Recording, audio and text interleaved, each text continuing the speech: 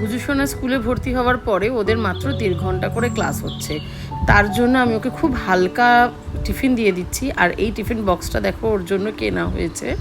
এখানে আমি নিয়ে নিয়েছি একটু আপেল আর তার সাথে কিছু আঙুর।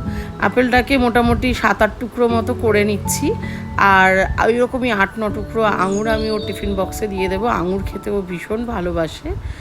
আঙুরগুলো আর আপেলগুলোকে সাজিয়ে নিচ্ছি এই সুন্দর ইয়াম ইয়াম টিফিন বক্সটাতে, আর তার সাথে আমি দিয়ে দেবো কিছু ড্রাই ফ্রুটস।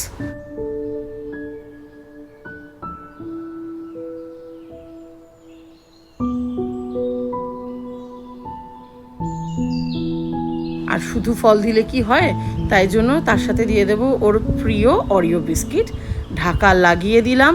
আর দেখো এবার আমি কাউন্টারটাকে সুন্দর করে পরিষ্কার করে নেব। আর এদিকে টিফিন বক্সের সাথে আমি দিয়ে দিলাম জলের বোতল। ব্যাস, আর কি, গুজুসোনা রেডি স্কুল যাওয়ার জন্য। চলো আবার দেখা হচ্ছে আর